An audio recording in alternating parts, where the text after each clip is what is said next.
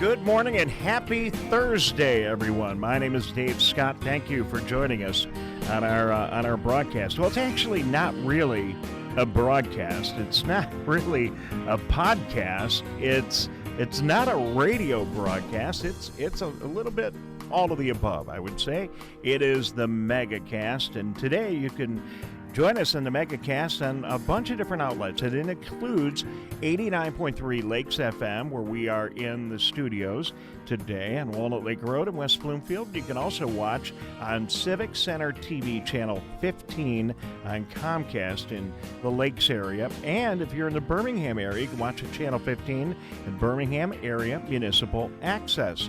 Go to civiccentertv.com, find our web player, and that's another great place to watch it full high definition. And then a bunch of great radio stations all around our area, and that includes 89.3 Lakes FM, our flagship in West Bloomfield, Commerce Township, and beyond, 88.1 WBFH, the Biff in Bloomfield Hills in Birmingham, and Keagle Harbor and Sylvan Lake and areas beyond, and then WAHS 89.5 Avondale Community Radio, covering a wide swath of Oakland County and Pontiac and a bunch of Macomb County as well. Wherever you are around our viewing and listening area, thank you very much. We are here for the next couple of hours to take a look at everything coronavirus, share the information, share the tips, get the latest news, and maybe have a little bit of coronavirus fun at the same time if that is doable. And we are going to enjoy this morning because there's a lot of really great news, certainly tremendous challenge in front of us, but we still have a lot of great news. Governor, of course, had a little dispute with the legislature over how things are managing in Lansing. We're going to stay out of that one today, but we will tell you that the governor yesterday said that residential construction, is going to begin on the 7th of May, and that'll make a lot of people in the communities we serve very, very happy. A ton of projects are going to get going as we slowly, step by step, get people back to work. The chief of police of Rochester checks in later on this hour, and I am really looking forward to all of our guests, including Dan Dickerson, the play-by-play voice of the Detroit Tigers, will be joining us as well, and we'll talk a little bit of sports and just see what it must be like for our Major League Baseball teams, the athletes, and the people like the broadcasters, and how they are all affected by this coronavirus and certainly the social distancing and everything else that we are doing to get through our day. Well, we say in this show, and this quote actually came from the superintendent of the Bloomfield Hills Schools, who just kind of said this without putting a ton of thought into it one day in the program. He said, Dave, this is Pat Watson speaking, he said, Dave, hope is not a plan. I love that. Hope is not a plan. We all hope, but, right now in these challenging times, you have to have a plan. And, no one embraces that, I think, better right now in our backyard than Oakland University. They're one of the first colleges in the state of Michigan to have hope, but also implement and start working on a plan for fall of 2020. And we're going to find out what that is all about as we say hello and good morning to Dr. Ora Hirsch Pescovitz. She's the president of Oakland University. She is standing by, joins us via Zoom. Good morning and welcome to the Megacast. Thank you so much, Dave. I'm delighted to be here with you and your guests. Well, it's really, really good to have you. And then in addition, I really want to thank you because each day on the program, we have a Facebook partner, another way to extend our audience. And oh my goodness, you are our Facebook partner, Oakland University, and you've got like 50,000 followers on Facebook who are now all tuning in. So to everyone Oakland University related, good morning and thank you so much for being with us. So what's going on? More to go, because we have 115,000 alums, so we could get a few more. All right. Well, I appreciate everyone tuning in. And, this just a face-to-face, Zoom-to-Zoom conversation with folks right here in our own backyard is how we're really getting the information out. So I appreciate you taking a couple of minutes and joining us. So Oakland University has a plan for the fall. Tell us about it. Well, it is a challenging time, of course, for students, for faculty, for staff. But we do think it's important to give people an idea of what to expect in the fall. And of course, no plan right now is certain because obviously the virus is going to do what the coronavirus is going to do. But our plan right now is to open the fall semester with a hybrid of both face-to-face instruction, but also remote learning. We don't know exactly what proportion is going to be each, but we do want to do as much face-to-face instruction that is going to be safe for our students, faculty, and staff. So that's basically our plan. We know that it's very unlikely, for example, that we're going to be able to have spectators in our arena for basketball games as we open, because that's probably going to be unsafe. On the other hand, we do think that it will be possible to be able to offer our students laboratory experiences, because those really do require having students right there in the lab. It's impossible to be able to teach them that kind of thing. Also, students that have to have clinical experiences to be able to be taught, they have to be able to be there in an actual face-to-face kind of experience. So there's a spectrum between those kinds of things. And we're trying to figure out what that spectrum is. So that's why I called it a hybrid approach. You know, I like that, and we're seeing that in other areas and arenas, and in a lot of business sectors as well, where business leaders and planners are saying, well, we don't know exactly what this is going to look like next week, Right. let alone trying to make a plan for September or October or August. We just don't know. So build a plan that's very flexible, that includes some virtual and some real or traditional, if you will. And that seems like a pretty logical approach. Yes, and along those lines, because we do know that the virus will still be here in the fall. There's nothing that says that it will be gone. We won't yet have an immunization, a vaccine that will allow us to say that all of us will be protected. And that means that we will still have to use some social distancing and other measures to protect us. So I think that our students will have to be wearing masks. We will still have to use other measures like COVID-19 testing. We'll have to do contact tracing. We'll have to do serology testing, and we'll have to protect our faculty, students, and staff. And so it will be labor intensive. Well, it will, and you are at the perfect intersection of education and the medical community to really, I think, have some really interesting perspective on this. Joining us now is the president of Oakland University. She is Dr. Ora Hirsch Pescovitz, and I always have trouble with these multi-syllable words, but you are a pediatric endocrinologist. And that is a physician in the area of diabetes. Is that correct? Is that what you're? Yes, diabetes and other hormones. But you're right. I'm a physician, and I spent a lot of my career taking care of children. Now, of course, our college students wouldn't consider themselves children No. anymore, but children and young adults, actually. So I've spent much of my life taking care of young people. So, you mentioned just a minute ago, we're going to get back to talking more about your university, but you did mention, Doctor, just a minute ago that we do really not have a vaccine. We don't have treatments, but we are beginning to see the emergence of some treatments, and it seems like it's going at an awful fast rate. Do you have any thoughts on where we are and where you think we might be going? Well, I'm also just watching that from a distance, but just yesterday, the results of the remdesivir trials, which were actually promising. I have to say that's the first randomized controlled study that actually showed some promise. It's really early. It's a small study, but that was the first RCT, the first randomized controlled study of a drug. But there are many other studies that are right now in the works. And so I think that's promising. The studies about a vaccine, though, we have to be really patient with that. Most vaccines take years to be developed. So I think it's going to be a while before we can count on a vaccine actually being out there for us.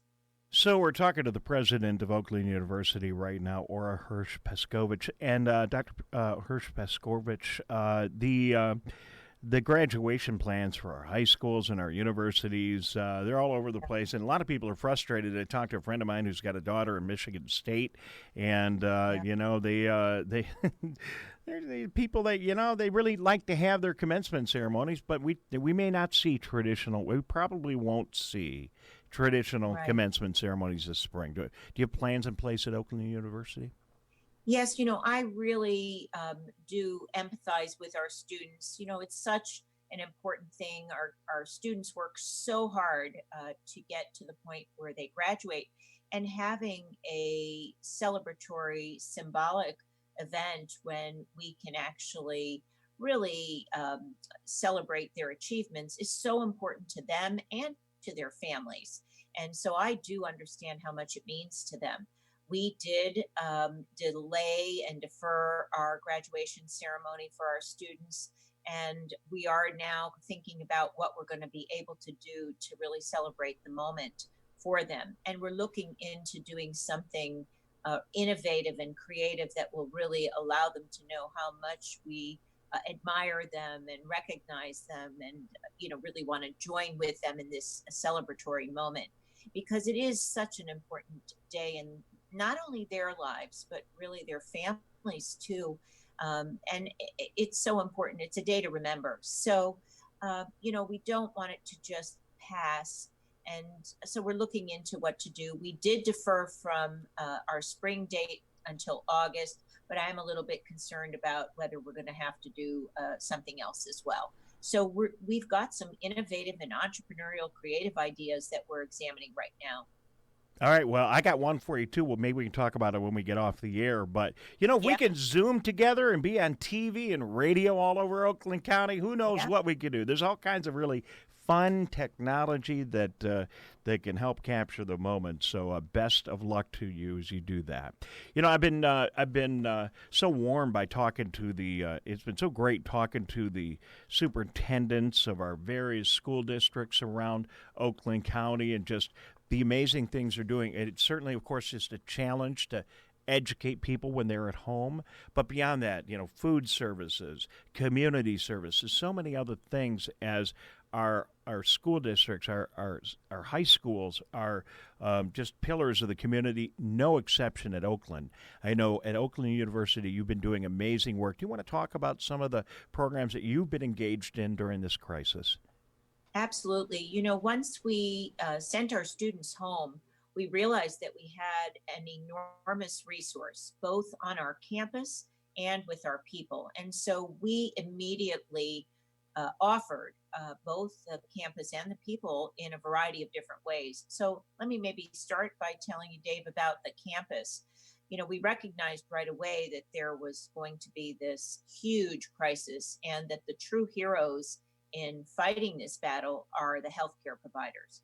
So the very first thing that I did was I reached out to the health systems that are in our vicinity, and I offered our campus, in particular our residence halls, our dorms, to the health systems in our region. And I said, you know, could you use our dormitories, our residence halls, for those healthcare providers who might not be able to go home because they might have vulnerable people in their homes, and might they use our residence halls for that? And today, we now have healthcare providers that are actually sleeping in our residence halls. And I'm really thrilled about that because it's really been a great resource to them. I think that eventually in the coming weeks, that will no longer be necessary, as we're seeing a decline in the number of acute patients. We're a little bit past the surge. So that's a great thing. And that will be right on time for our own students to begin to occupy our own residence halls. So the timing is just perfect for that. But the other thing that happened was that we had this outpouring of support from our own students, faculty, and staff, just hungry to want to do something. They wanted to volunteer. And we created something that we call TEAM, and TEAM stands for the Engagement and Mobilization Team. And this was made up of hundreds of students, faculty, and staff doing a variety of things in the community. So again, doing so many different things. So we converted our Oakland Center, which is our student union, into a food distribution center.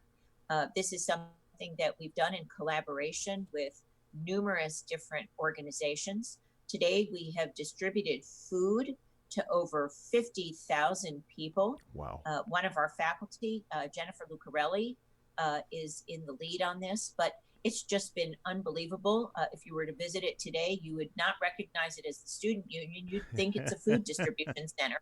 It's incredible. Well, we talked to Jennifer on the Megacast last week, Okay. and the work that she's been doing is really Incredible. amazing. And, Yeah. listen, you've done exactly what a lot of us have done. We just have to pivot, right? You've done a really good, smart pivot and so many fronts to help out. It's great. Fantastic. Really creative things. I'll give you just one other example Sure. because I know you're probably tight on time, but engineering students have taken our 3D printers and they've used them to make face shields. Students from the School of Music, Theater, and Dance have used the costume shop to make face masks, the cloth masks. Medical students have developed a COVID course to teach about the pathophysiology of the virus and then to teach others about it. Honor students are actually tutoring kids. We have students from the Upward Bound program that are doing the same. So we have every person who has an ability to do one thing pivoting, just as you've said, to assist the community in another way. And so it's really remarkable how people have just used their skill set and pivoted it to benefit the community in another way. I'm just so proud of what our people at Oakland have been able to do. It shows an entrepreneurial spirit, but using it in a way that benefits the community at large. It's just Well fantastic. said, and we've noticed the same. That's why I was so excited to be with you today. Yeah. Thrilled to be able to have an opportunity to be with so many of your friends and followers and students and staff Yeah. via your Facebook page today for the broadcast. And it's really great to connect with you and nice to meet you virtually. Hopefully we'll have an opportunity somewhere down the road, and maybe we can bring the broadcast out to Oakland University and we'd love that. find out about some of the other things that are going on. Dr. Ora Hirsch Pescovitz is joining us. She is the president at Oakland University. One other really cool thing, we talked to Carl Leone, who is the head of the esports program. Had him on the air the other day. That's really great what you're doing there too with virtual sports during these trying times. So bravo on that front too. Yeah, now, I'm really excited about that. We're the first Division I esports team in Michigan. And we're thrilled to have Carl because he's our new coach. And actually, we started that, you'd think that we maybe started that because of these times, but the reality is that we had planned that program before we even, had the COVID crisis. So we think that that's perfectly, appropriate for this era of everything being, virtual. And we know that our students are just going to love that. We already had an esports club team, but now we have a D1, a Division I esports team that's going to be starting up this fall. Amazing. Well, I look forward to getting in line and watching their progress as they get into their season. Doctor, thank you very much for joining us today. Good luck with everything at Oakland. Dave. No problem. Good luck with everything at Oakland University during these challenging times, and we will keep in touch. You too. Stay safe and healthy. Thank you very much, and you as well. Tyler, amazing things going on at Oakland University. How about that? Yeah, it's fantastic, everything that they're doing. Like you said, they're pivoting really well. They're innovating really well and using the facilities they have, the expertise that they have on hand, and even involving their students in various ways to help the community in any way that they possibly can. And it's showing the effectiveness of the staff and the community that they have at Oakland University, that they're able to make those changes so suddenly, but also so effectively and help so many people in the process. Yeah, and then turning the whole facility into a food distribution point is amazing. We're going to go right down the road and check in with the Rochester Police Department in just a moment. Also, Dan Dickerson. Yes, Dan Dickerson, the play-by-play voice of the Detroit Tigers. What's he doing with his? I called him yesterday, and he's going for a walk with a dog. He probably doesn't get a chance to do that too often this time of year, but I'm sure he'd rather be in the booth doing play-by-play. We'll talk a little bit about the Tigers and much more. So we got a lot coming up. We got a packed show. Also at 11:30, I just was handed a note. We are going to go to a press conference, a media news conference in Oakland County with the county executive Dave Coulter in Oakland County. It'll be live here on the broadcast, and we're going to find out more about what's going on in our independent living facilities and some other programs that are going on right here in Oakland County. So we'll have that live for you at 11:30. We are delighted now to be joined by the Chief of Police in Rochester, Steve Shettenhelm. Did I get that right, Steve? Am I close? You did. Very good. Well done. I had some dental work recently, so it's really hard to get these multi-syllable words out. So thank you. Chief, how are things going in Rochester? Things are going well. I think we've got great community support, and our residents are certainly rising up to the challenge of this pandemic, and I think things are going well. Well, it hasn't been easy. Certainly, we salute you. I'm really glad to have you on the air today, and we salute you along with all of our other first responders. I mean, no one really knew what was coming, and you, like the folks at Oakland University, had to shift and pivot and adjust, and you've all done well. So now we're starting to come into the backside of this. As businesses start to open up, we start to see a little bit more travel and more people on the roads in the coming weeks. Is that going to change things, and are you planning for that shift as well? Well, I think in some ways we're looking forward to it because it's, signs of business as usual and the ability for people to move around and interact and do those things still with social distancing and safety in mind. So I think that's going to be, the next challenge is just to look and see what the future is going to hold and how to continue to keep everybody safe. I mean, one of the overall challenges in this is that, in most cases you look back at history and you say, well, what did we do the last time we had a pandemic? And we don't have a pandemic handbook where we can look it up and see what we did. So everything that we and others are doing to respond to this, we're kind of inventing on the fly, and hopefully we're meeting the needs of the public we serve well. And it can't be easy for you and other law enforcement. And we've talked to, the folks in all of our communities. Glad to connect with you today. But it really can't be easy. Typically over your career, you've been enforcing very well-documented law. Well, the law these days is coming out minute by minute, changing second by second. It comes out, Attorney General needs to give us an interpretation so we understand it. That can't make it too easy for you and your officers. Well, I think most people have been responsive. They kind of look at what is the overall goal of the governor's orders and what is trying to be accomplished and respond well to it. So, there have been issues that we've tried to look at and resolve, kind of, again, with that overarching goal of safety in mind. And people have been, for the most part, very understanding and responsive when we try to work through those things with the individual business. Yeah, I think for the most part, and again, in most of the communities we've been talking to law enforcement, for the most part, it's been a nice, gentle reminder. Not everyone, it's hard enough for us as media folks and you as law enforcement to even keep up with the changes. So I guess on some level it's understandable if a citizen isn't exactly clear on what the law is today. Yeah, is that correct? That's true. Okay. So anything else you'd like to add? Anything you're running into in the community that you think would be helpful for people to know? Well, I just think, our reminder to people as we kind of, as you point out, get into this next phase is that we just don't get complacent. we want people to be able to enjoy each other's company and to be able to return to business as normal as quickly as we can. But on the other hand, we just can't be complacent. The virus is out there. I think it's hard to find anyone now whose life hasn't been touched by it through a friend, a neighbor, or a family member. And so we all know certainly what the outcome can be of obtaining and getting the virus.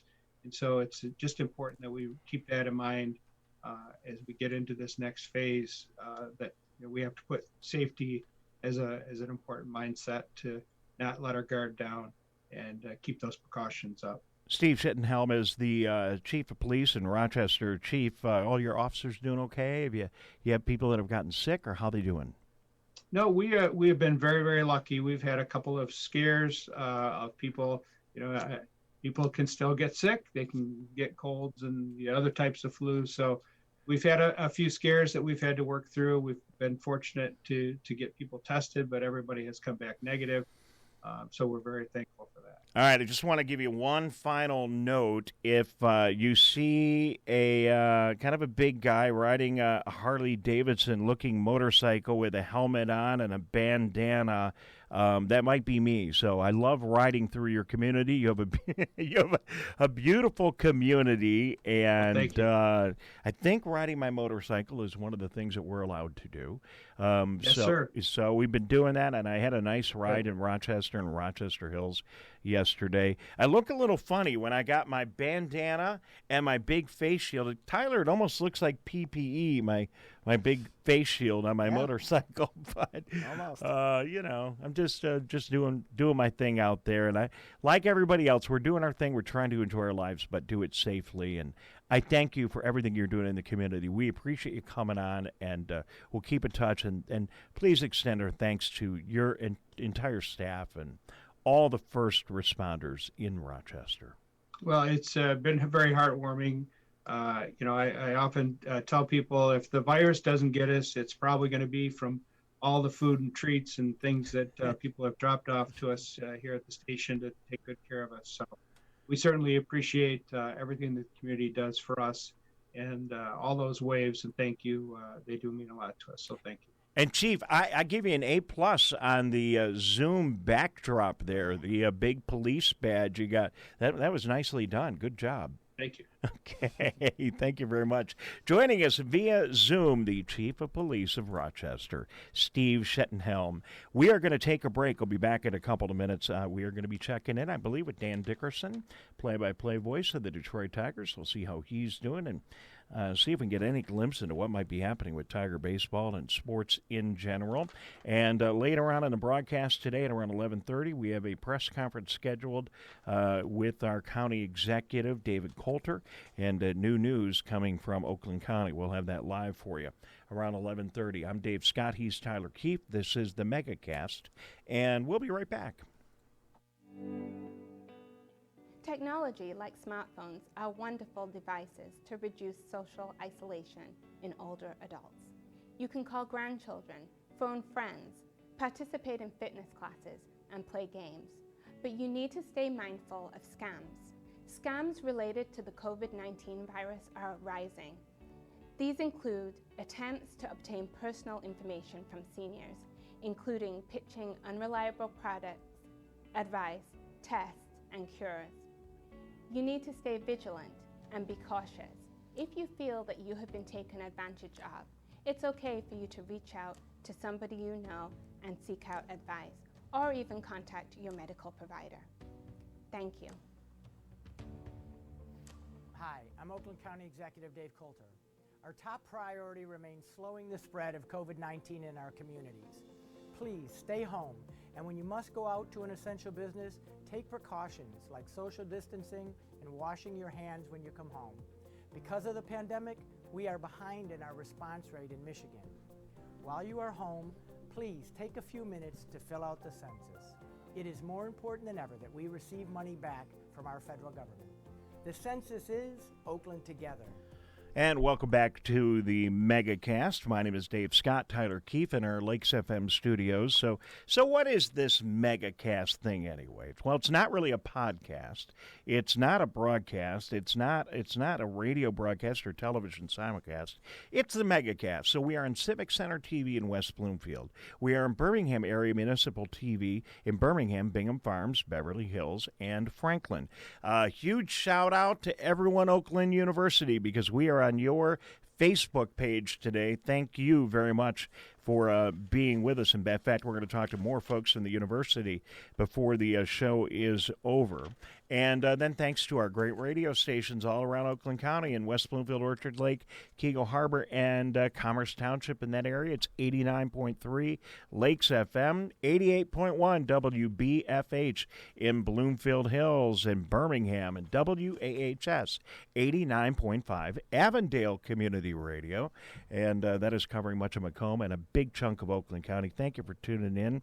Let's take a little break away from all the coronavirus stuff and let's talk some baseball. No one better to do that with than really one of the nicest guys in broadcasting. He is the play-by-play voice of the Detroit Tigers, Dan Dickerson, joining us via Zoom. Dan, thank you very much for taking a couple of minutes for us today. You bet, Dave. How are you? Fantastic. Thank you for joining us. You're at your home? Is everyone okay and healthy, and how are you guys doing? Yeah, my son is a senior at Michigan State, and he's back home finishing, unfortunately, his last semester online. My daughter's a few years older, and she's at Grand Valley State in Occupational Therapy grad school, and she's got a little break right now, but she's been pretty busy doing that. Then her next semester starts in a few days, and my wife is teaching her journalism classes online for Michigan State. So I'm the cheerleader right now. Who thought that you would have all this free time at the end of April and May, huh? No, it's very strange. I mean, certainly enjoying time with everybody, and let's face it, the upside is bonus time with my family that, as you said, wouldn't normally be getting at this time of year. Well, Dan, we appreciate you taking a moment for us on the show today, and people all around Oakland County, that we wish we had our baseball. We're watching the replays, but yeah, it's nice for a while, but it is what it is. Is baseball coming back? Do you have any inside knowledge, or even just you have a crystal ball that you can share with us? No, I think there's been some really good reporting. Ken Rosenthal, Jeff Passan have both written long pieces in the last couple of days talking about some of the things. Those are two pretty connected guys with, I think, the thinking of Major League Baseball. And I think that the biggest point is baseball is thinking about any possible way to come back and all possible ways to come back. So that's why fans are probably wondering why they're hearing so many different ideas. I think it's because, you're really trying to be flexible. You're trying to adjust to a changing landscape every day. So you're hearing, could be Arizona and Florida, could be Arizona, Texas, Florida. The latest idea from Bob Nightingale, which I think has some real possibilities. 3 10-team divisions arranged geographically, west, central, east, and teams would play in their home ballparks without fans, or maybe by the end of the year, proper social distancing fan bases where you might get a few thousand people in, which is better than zero, right? So I think all those things are being explored. I think baseball's made it very clear that they are abiding by what experts are telling them. They are being guided by the experts, and large public gatherings obviously are not coming back anytime soon. And that's why you're probably not going to see fans in the ballpark to start. I do think you could do it now that we're all accustomed to social distancing. I think you could spread fans out in very specific areas of the ballpark and maybe have a few fans in the ballpark by the end of the year. But they're very clear about this. Player safety comes first. Think of all the staff. Think of the trainers. Think of everybody who's going to be in contact with those players. And I think the thing for fans to watch, every plan I've seen relies on regular testing. And until I think testing becomes widespread enough, and certainly there are shortages in many parts of the country, I think that's going to be the determining, it certainly will help determine when they can restart, because they want to be able to test, obviously, players every day. And that's going to be a lot of players. It's going to be, the rosters will be expanded. I mean, the best guess, educated guesses are, 40, 50-man rosters, because you're going to need, the normal, that's a normal season, is you're going to have 45 to 55 players come and go.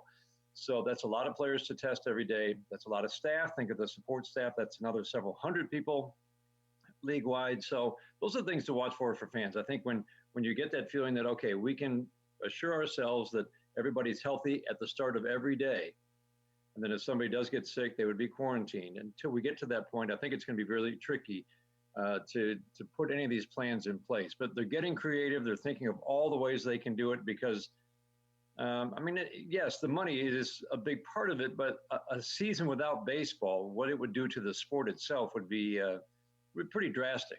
Well, and just the return of baseball, the symbolism of the return of baseball and the impact on the American psyche is immeasurable. I mean, let's be honest. If we can get baseball back, let's make some accommodations, but let's get baseball back. Of the major four sports here in our country, baseball is, I guess you can call it a contact sport, but there is a little bit less contact between players in baseball than you would have certainly in basketball, and maybe even in football. So it may be a little bit more practical to get baseball rolling than it might be some of the other sports. What do you think? Yeah, and the more I thought about it, because I've been very skeptical just because of the lack of testing, but I do think that if everybody comes back and they're tested, and obviously everybody starts with a clean slate, right? Only those who have tested negative or who have the antibodies are allowed to come back. Then because we are used to the new physical distancing protocols that we live with every day, nobody's gotten sick so far that I know of in baseball. Well, just keep practicing those things that you've been doing. So let's go with the Bob Nightingale USA Today plan, 3 10-team divisions, you're going to be, players rent apartments, houses here. So your daily routine will be, you're at your home, you go to the ballpark, you know that you're going to a ballpark where everybody that you will come in contact with has been tested negative or has the antibodies. When you're home and you have to go to the grocery store, your family, everybody's going to practice good social distancing, wearing a mask, wearing gloves, whatever, those things really do help in terms of preventing the spread. And so keep doing the things you've been doing, and maybe an extra precaution if you're not wearing masks every day, you wear a mask. I really think you can keep everybody healthy, because I think we've really gotten used to the whole idea of how you stay healthy. And so far, all major league players that I've heard, even minor league players, have been able to do that for now 6 weeks. And everybody would understand how important it was to do this every time you go out to a public place that is indoors. Yeah. So I think you could do it even without mass testing, but I'm just saying that every plan I've seen involves mass testing every day. I think we've gotten used to enough to physical distancing that you could pull this off. Dan Dickerson joins us, the play-by-play voice of the Detroit Tigers. Have you had that dream yet, Dan? I mean, I dream about all kinds of crazy things, and we're having the craziest dreams now. I don't know if you've noticed it. Have you had that dream yet, where you're in the press box and you're in the play-by-play booth and you're doing the game and there's no fans anywhere? Have you thought about what that might be like, Dan Dickerson? Oh, I've thought of it. I haven't dreamed of it. I still have dreams where it's like I woke up late and couldn't get to the ballpark. That's never happened, but it's like the old college dream where you wake up and your term paper's due today. That's the dream that I have every now and then. Why am I late? I don't know. You have to think about it, because I think that not just because it's my job, but I mean, it's going to be, I think radio and TV broadcasts are going to be extremely important with no fans in the stands. So you do picture it, and you realize that, you're going to call the game the same way. Obviously, I love, any broadcaster does, feeding off the fans and the crowd noise. But if you don't have it, okay, you're still going to call the game. You're still going to call the game, as best you can. You're going to have to bring maybe that energy that the crowd might have provided. We had small crowds, let's face it, last year at Comerica Park, and it didn't change the way I called the game. I mean, you still love the competition. I was talking with Matt Boyd about this the other day. He's like, hey, it's going to be weird without fans, but he said, believe me, we're competitors, and I still want to beat you.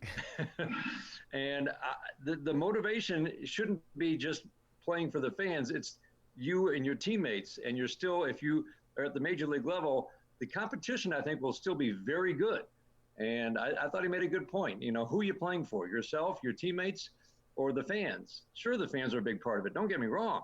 But his point is, even without fans, if this is how we have to do it, you're going to see very competitive, intense baseball. So maybe you see, hear a little more trash talking. So be ready for that. All right. Well, Dan, we're counting the minutes, and we're really looking forward to baseball coming back. 2 quick questions before we say so long, because I know you're a busy guy, and I appreciate you taking time for us. Can you tell the story about how you got your break as a broadcaster for the Detroit Tigers? Sure. I mean, there are 2. I always look back. It's everybody's path to the booth is different. Mine was a 20-year path from 1980 when I graduated college to 2000 when I got to the booth, and it kind of went a little bit like this. It wasn't a straight path. I was in news, as most people know, for a good portion of my career. I look at 2 key moments, though. Chuck Swirsky was my boss at WJR when I became a full-time sports guy in the mid-90s, and I'd given him a tape and of a just practice that I'd done. And I encourage, and every young broadcaster, I think here's the same advice: practice your skills by going to the venues and just calling the game into a tape, recording device, whatever it may be. And so I'd given Chuck a tape of my practice play-by-play of a Lions exhibition game. Well, long story short, I went from sideline reporter to filling in for Frank Beckman when Frank was doing Tiger baseball, and then he would rejoin the U of M broadcast in October. And that was my first big break. So instead of a guy who used to do high school football in Grand Rapids, now I'm doing a major sport in a major market, 3-4 games a year for, I think, 3 or 4 years. So that led to Michigan basketball play-by-play. And so that was a key moment because, again, you're an established play-by-play person now in Detroit, and that made it what seemed like a real leap of faith for the Tigers to take in 2000.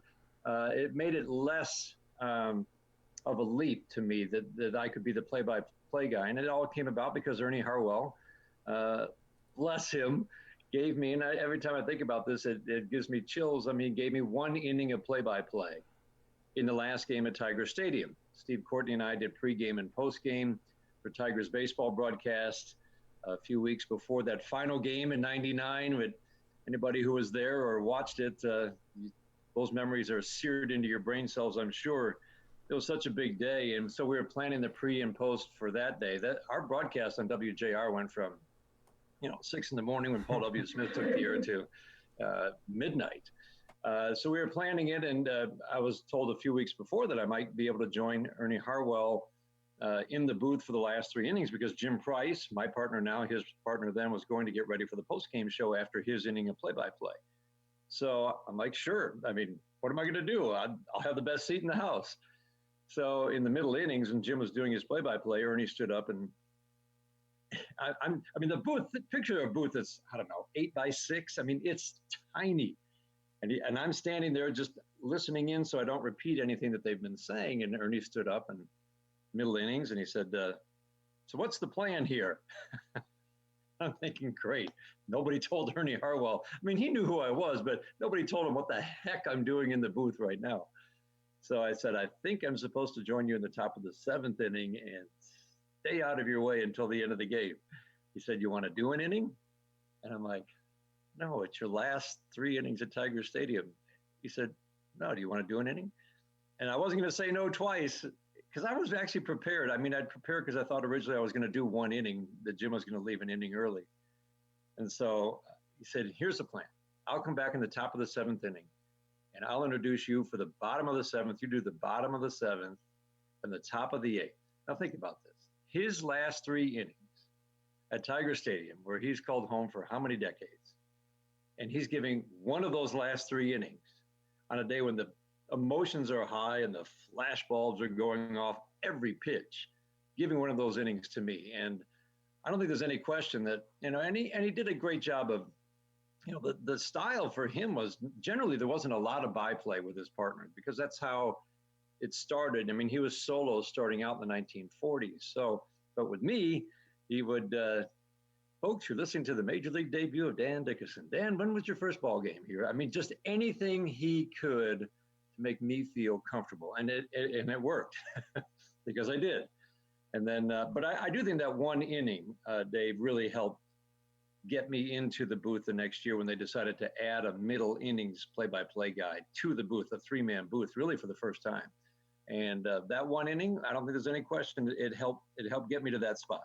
Well, thanks for sharing that story. It's a great story, and it says an awful lot about Ernie Harwell, who we miss so much. You've done an amazing job of filling those enormous shoes, and we really enjoy spending our summers with you. I know we're tight in time. I got to let you go, but before we do, your thoughts on the passing of Al Kaline.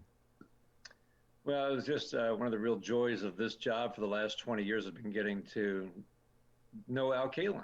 I mean, knew him a little bit because we'd, been around the ballpark in the late 90s, but to get the job and, his friendship with Jim Price meant that he would stop in the booth all the time and they'd harass each other and swap lies and tell stories. And I always loved just listening in, but the fun part was on those days, maybe when Jim wasn't there and Al would stop in, that just the conversations you would have, or if I'd just interject into their conversation. And it's just, it was really fun because here's a guy who was, with the organization for so long. And, a special assistant, that's a tough job, meaning that, how do I make myself useful? I'm a special assistant to the GM. What does that mean? Well, it's a pretty open-ended job. And he looked at it as, okay, I'm here to give you any information that you would like. And he was an on-field instructor until recent years.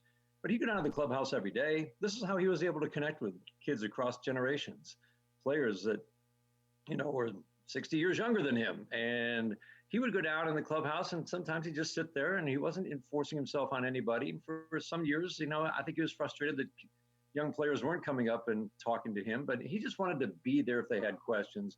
But in recent years, I think it was really gratifying to him that players would come up and talk to him and pick his brain a little bit about life, about baseball.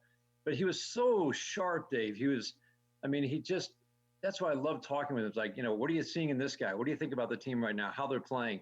He didn't miss a thing. And he always had he wasn't coming in spouting opinions, but if you asked him, he always had an answer because he watched the game so closely and he had so much to offer.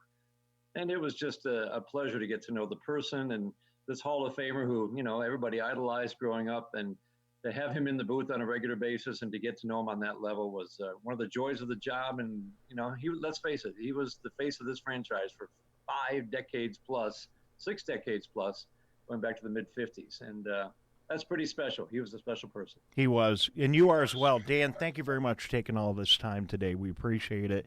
It helps us all feel a little bit closer to the game we love, and really good to connect with you. Fantastic stories, and a nice little break from everything else that's going on in our world right now. I really appreciate you sharing that with the folks around Oakland County. Thank you very much. Absolutely, and thank to you for all the good work you're doing and keeping people informed in this area about what's going on and what we need to do to try to get things back to some semblance of normalcy. Well, we that's greatly appreciated, and we will get there, and a big part of it will be baseball, and we'll all be smiling ear to ear the day that we get to tune in and hear Dan Dickerson back on the radio calling the games. Thanks, Dan. Appreciate it.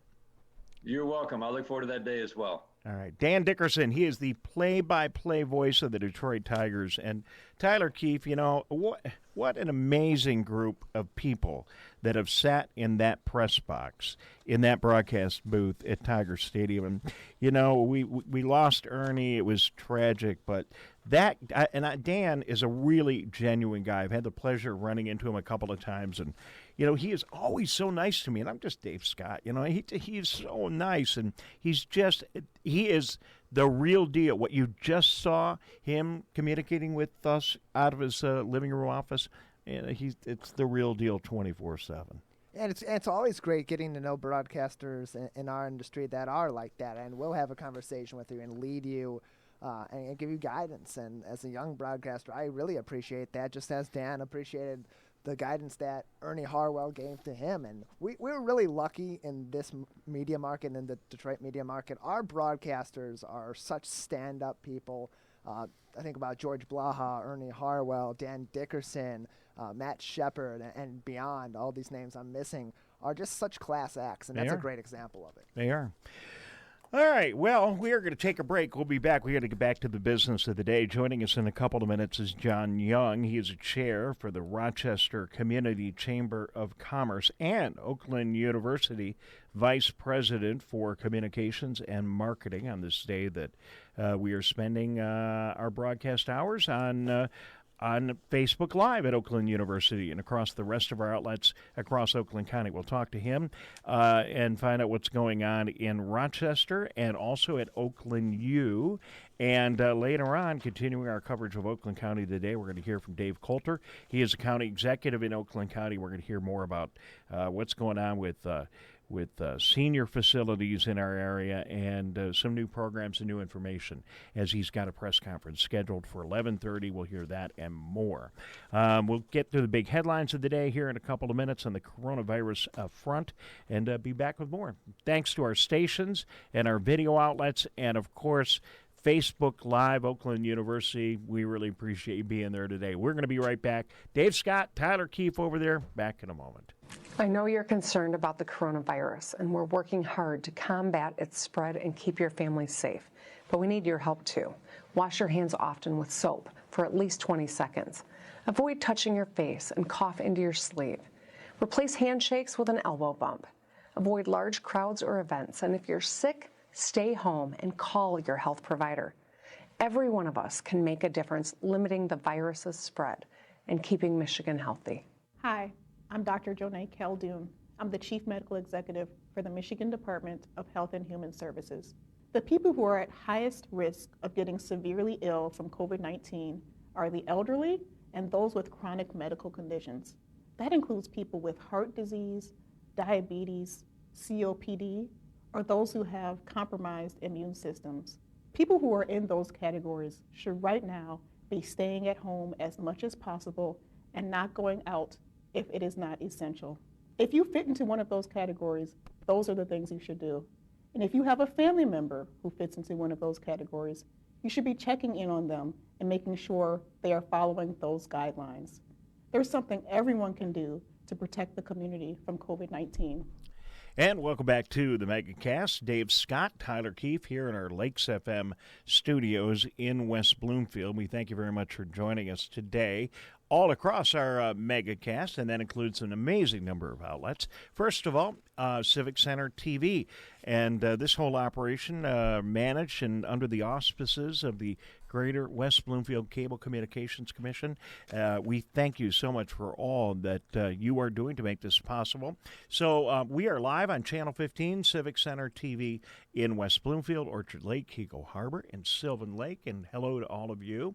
We are also live on Birmingham Area Municipal Access, which you can find on Channel 15 in Birmingham, Bingham Farms, Beverly Hills, and Franklin. If you're a subscriber of AT&T Cable, you can go to Channel 99 anywhere in the region, and you'll find all the community channels. Go in there and hit the Birmingham or the West Bloomfield link, pick up one of our channels, and you can watch our broadcast on AT&T. In full high definition, you want to watch it in full high def, go to civiccentertv.com, and we got our video player, and you can hit our Watch Live button and watch it there. You can also go to Facebook Live today. The Oakland University Facebook Live has our broadcast there, and 3 amazing radio stations, which I can't ID yet, Tyler. It's outside of the legal window. But 89.3 Lakes FM in West Bloomfield, 88.1 WBFH The Biff in Bloomfield Hills, and WAHS Avondale Community Radio 89.5. So thank you very much for tuning in.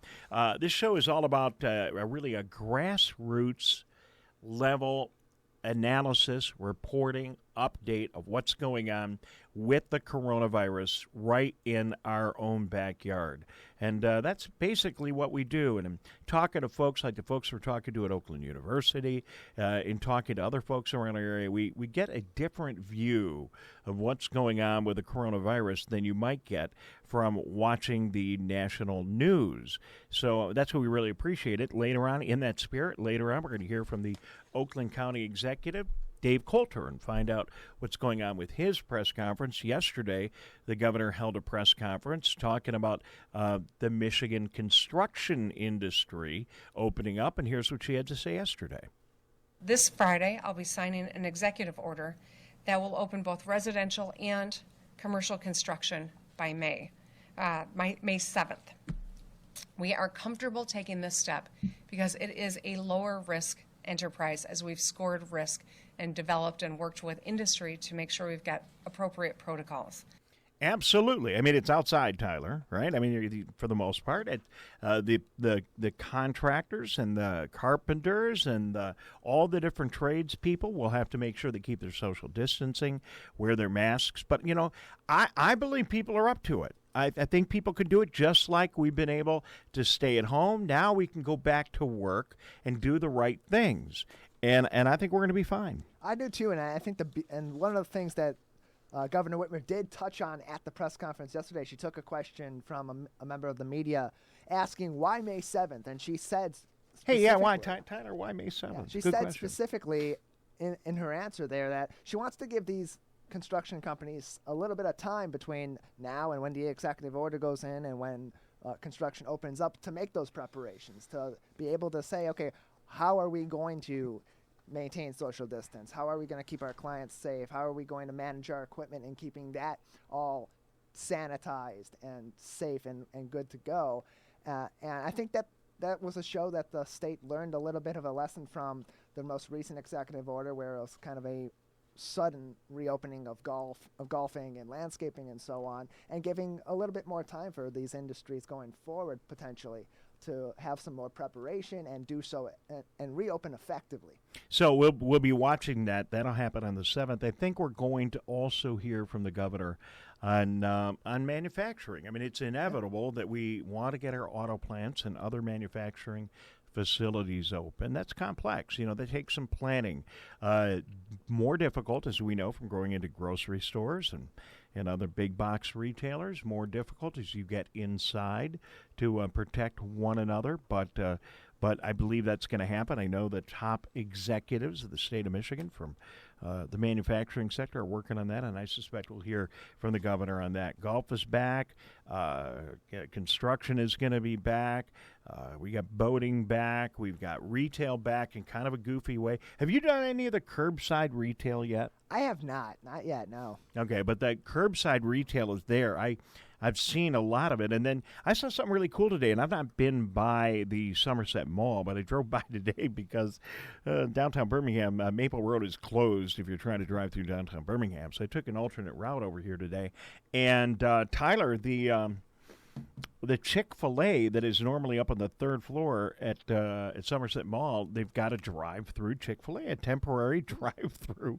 And I know people love Chick-fil-A. I mean, they do. So I thought that was cool. So people are trying to work things out. The governor's through this whole thing always has one of these issues that is kind of boiling over, and it's a little difficult, and it's impossible not to step in it on these things because there's just too many different situations of nuance. But certainly in the Lake Orion area, there's been a bit of controversy over a drive-in movie theater, an impromptu drive-in movie theater that was set up.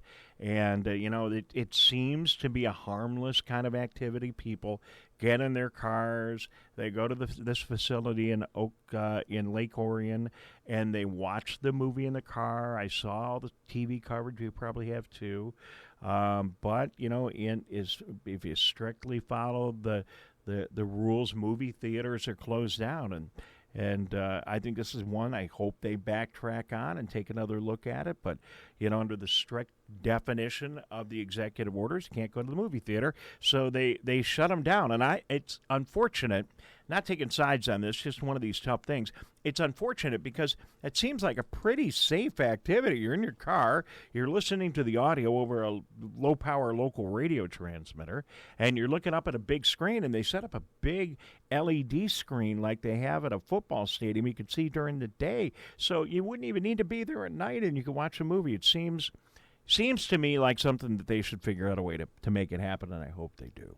Yeah, it's something that I think, as the governor's office, as the state of Michigan reviews it more, talks with the business, and figures out the best practices to maintain the social distance and to maintain safety on site, I think that's something that could still be developing. It's unfortunate that it got postponed, but things like that, sometimes they do require a little bit more, a little more intensive care before they get going. Now you're going to see regionally and nationally new news about some new treatments that are going to help us with COVID-19. That is really good, and just that's going to be covered on all the other media, so we're not going to get into it too deeply here. We are going to continue to talk about the challenges each and every one of our communities are going to continue to have financially as we have less and less money in government and more money going out. Governor announcing that she wants to have a tuition program, a scholarship program, I should say, for college students that have been working on the front lines of the coronavirus. And I don't know how they're going to pay for that, but it sounds like, she said, well, look, in the past, when people have gone to war, there's been an education program for them after they do their service. So, it makes sense. It makes sense. I don't know where the money's coming from, but it makes sense. She did mention that in part during the press conference, too. She took a question from the press and did mention that a lot of that funding for that program is going to come from the Federal CARES Act. Okay. So we want to thank you very much for joining us. This is the Megacast. Tyler Keefe, he is 6 feet away. I know it doesn't look like it because we have these really weird lenses on our cameras, but we have measured it often, and he is exactly 6 feet away. I'm over here on the other side of our studio, keeping our social distancing. We're in the radio studio of Lakes FM in West Bloomfield, and this is just going out all over the place on municipal television channels in West Bloomfield and in Birmingham. A huge thanks to the folks at Oakland University who have allowed us to broadcast this show today on the Oakland University Facebook page, so we're Facebook Live there, and 3 amazing radio stations that have been with us for several weeks. 89.3 WBLD Orchard Lake, West Bloomfield, our flagship, where we are broadcasting from the studios. 88.1 WBFH Bloomfield Hills at Bloomfield Hills High School. We thank Ron Whittibold and the whole crew there for making it possible to be on that station. And WAHS, it's 89.5 WAHS Auburn Hills, Avondale Community Radio. And Logan, Jr. at Avondale High School, goes over there, gets us on the air every day. We thank Dr. Schwartz, superintendent of the Avondale School District, for making that amazing radio station available for our broadcast. A lot of people are working really hard to help facilitate our ability to get this message to you each and every day. And in addition to all the people working really hard on the broadcast, I can't thank enough all the amazing guests that we had. I mean, Dan Dickerson, Tyler. I know. Dan Dickerson took time to come on our little old broadcast.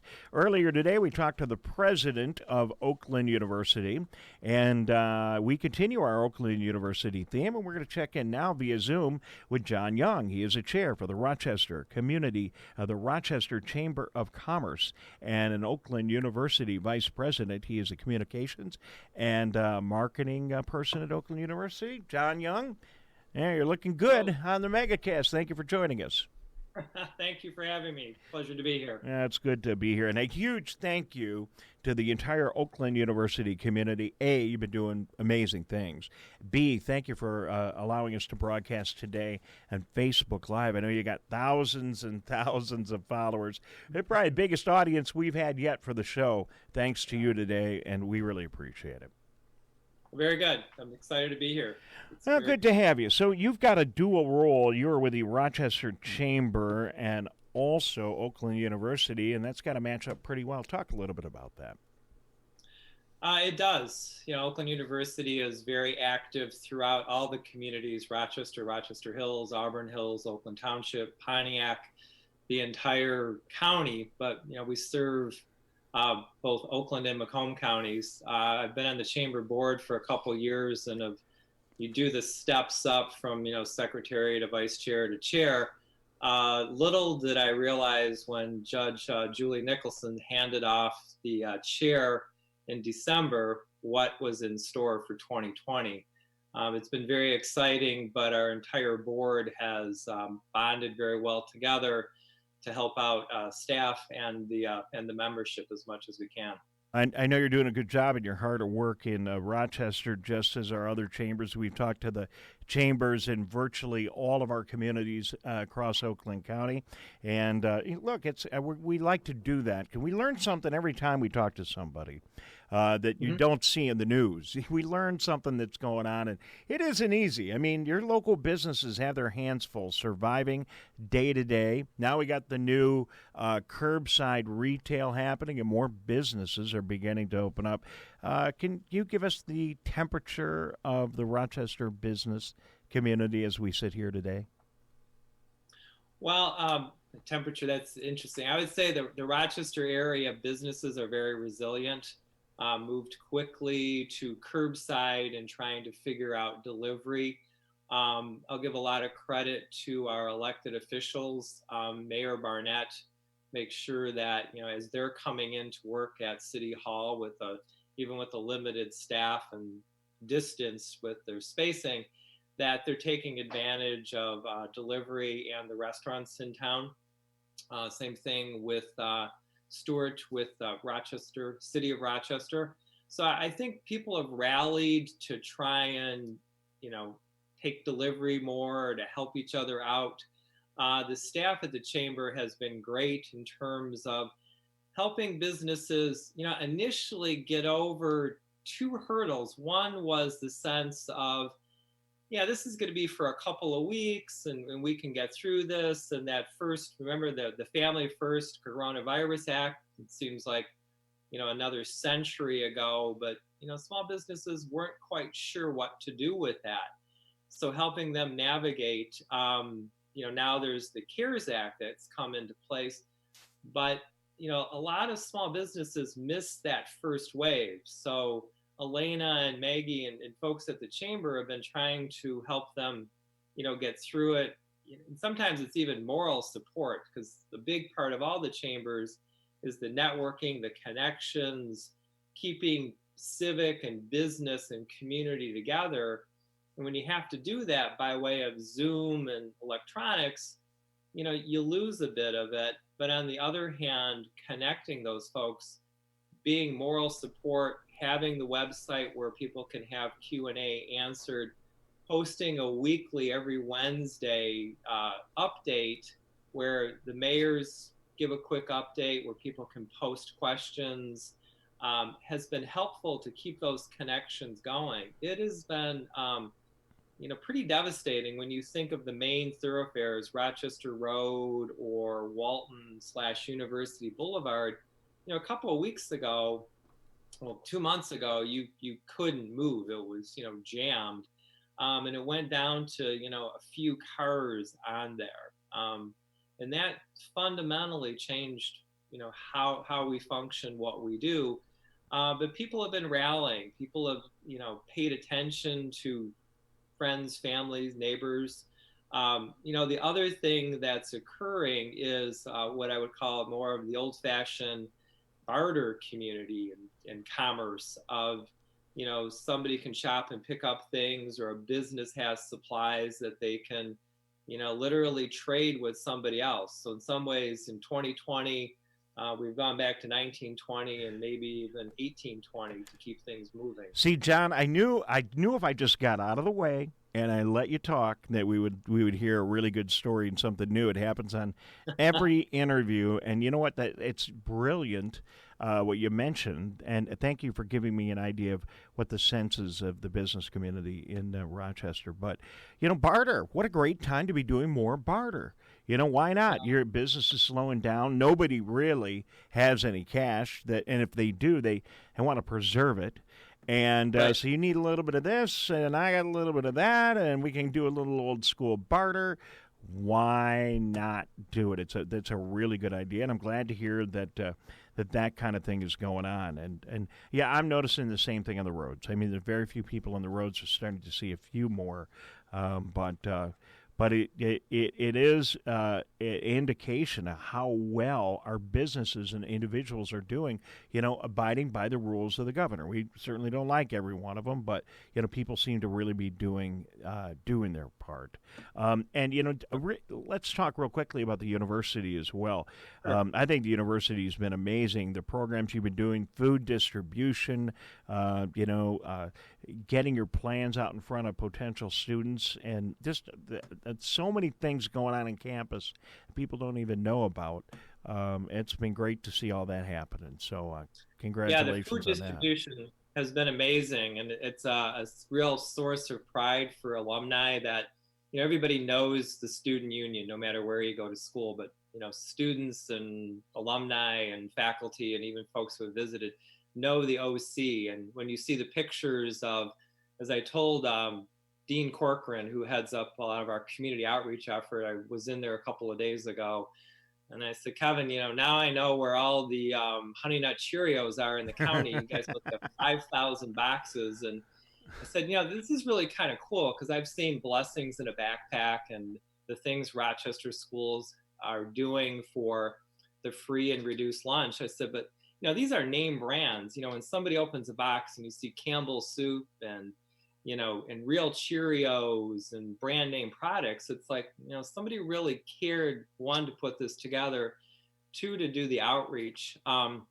It's interesting. We were looking at some historical photos, and Matilda Dodge Wilson with the Salvation Army trucks. There is a photo that will be going up on our website of Matilda and a few other women of the community from Rochester, Rochester Hills, and probably Auburn Heights in those days, as it was called, out actively taking care of folks. This was, the beginning of the war, 1942, but, the same level of economic hardship and, fear that existed.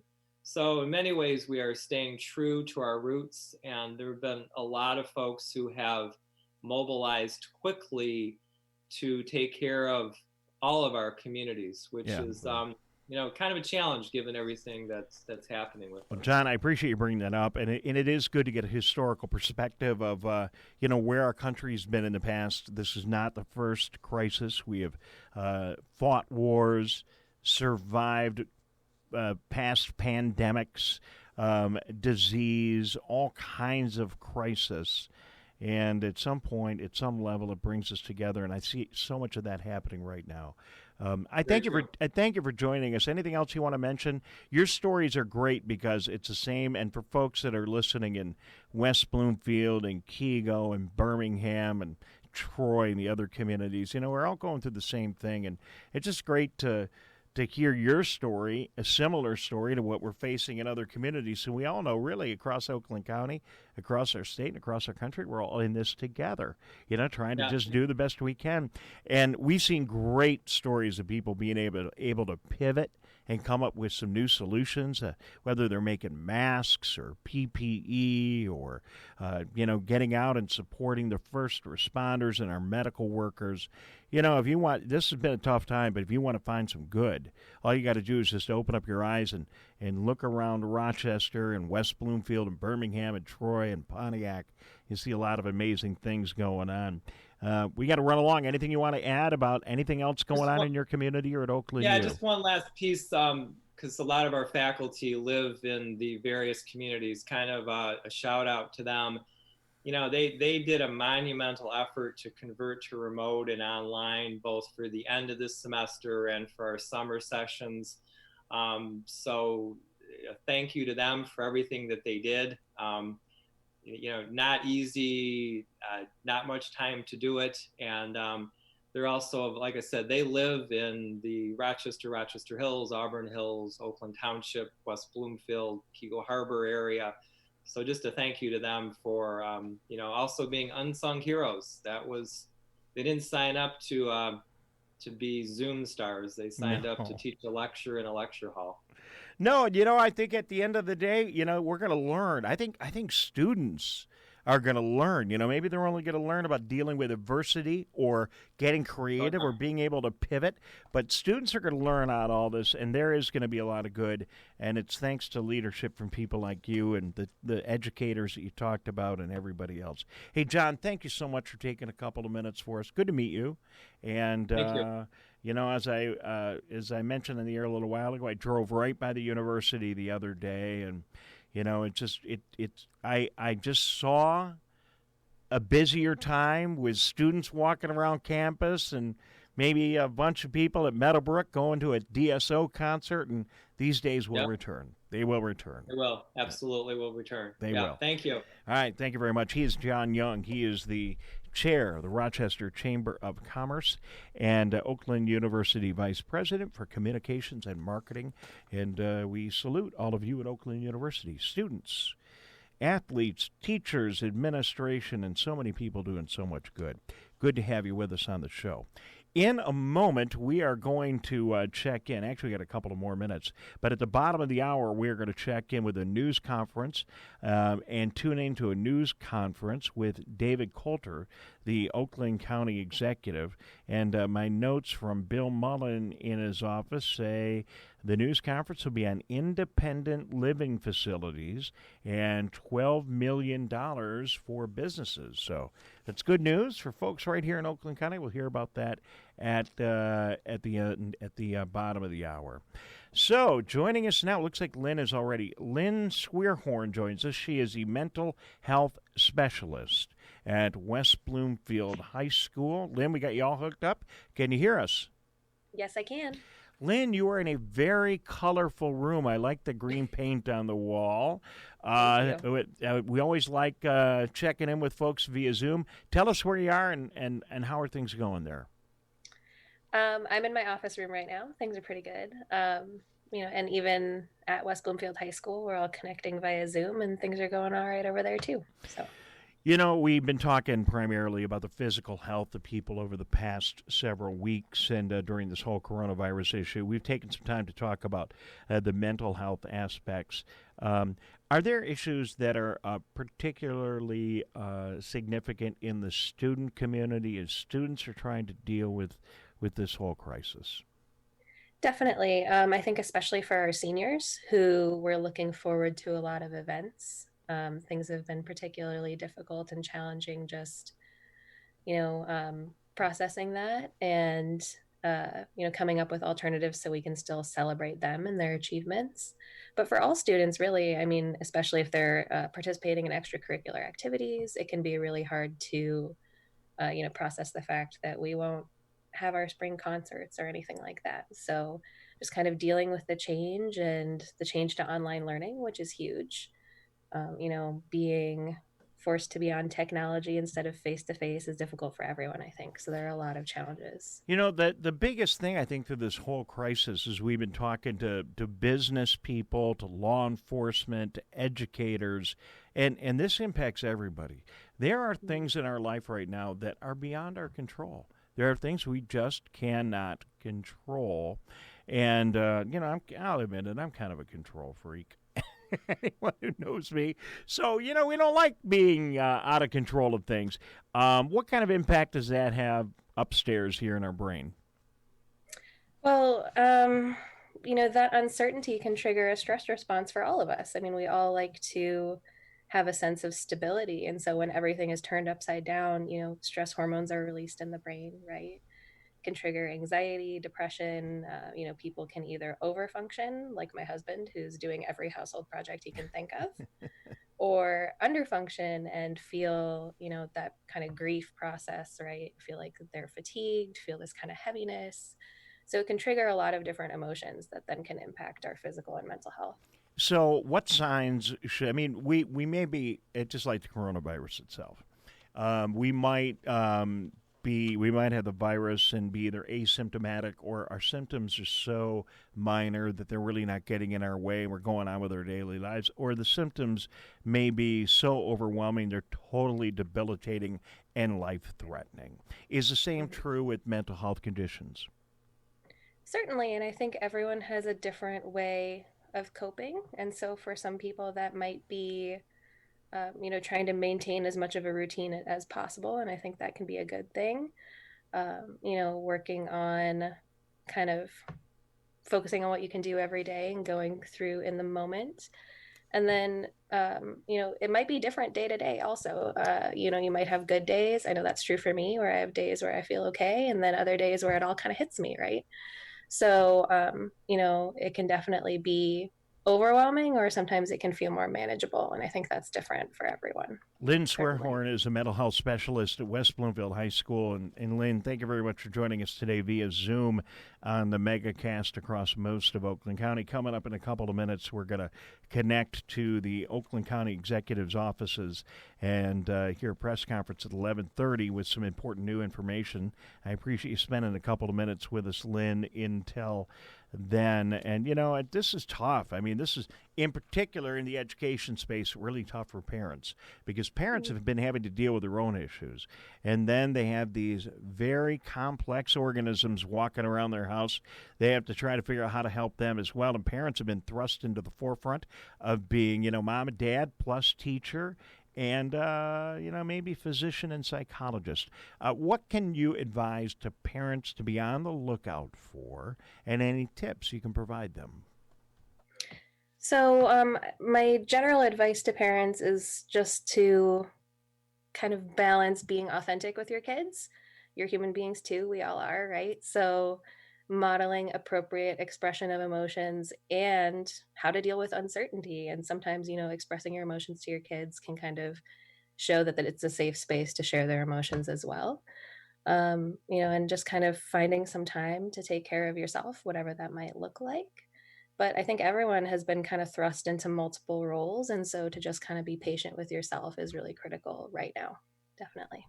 I see you have a blog here that is in my notes. It's got the longest URL ever in the history of web pages, so I'm not even going to try to read it. But Tyler, I assume we can get this on our website at some point today, and then we'll make that available. Can you tell us about this blog, what kind of information people might find in there, Lynn?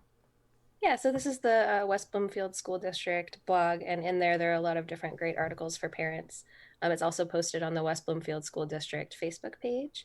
And in this particular blog post, I wrote, you know, just about how to talk to kids about the coronavirus using kind of age-appropriate explanations. And then I included a couple of scripts for parents. So just examples of how you might phrase something related to, you know, their feelings around the coronavirus or just general kind of facts and explaining it. And then also, yeah, just kind of encouraging them to express their emotions because kids might, you know, shut down or not really feel like talking. So kind of encouraging them to express themselves in other ways if that's what. So if your kids won't talk, because, you know, kids will do that. You know, you ask them a question, they go, oh, you know, or oh. So parents, they know you know what I'm talking about. So if that happens, you just, what do you do? I mean, you said have them express themselves in other ways. What are you thinking? So especially for adolescents, I think sometimes journaling, talking to friends, I mean, I think just offering kids choices is really important. So saying, you know, I know you might not want to talk to me about this, but is there another way that you might want to express how you feel? You want to draw out your feelings, you want to write in a journal, you want to talk to a friend. You know, offering the option of counseling is always a choice as well. So I think just giving them the choice and the time to kind of process in their own way is important. Lynn Swearhorn is with us, mental health specialist at Bloomfield Hills High School. Hey, Lynn, I don't know if you heard about it, but a couple of students at Bloomfield Hills High School put this website together. A couple of teenagers. Actually, one is, I think, a junior at Bloomfield Hills, and the other was in middle school, their brother and sister. And they put together a website, and it's called Quarantine. What a great idea. I mean, so there's a good idea. Huh? Maybe you might want to check that one out, and I advise folks, if you got your kids and they don't really know how to express themselves, as we were talking about earlier, and they want to, you know, talk to other young folks, Quarantine. You might want to go check that out.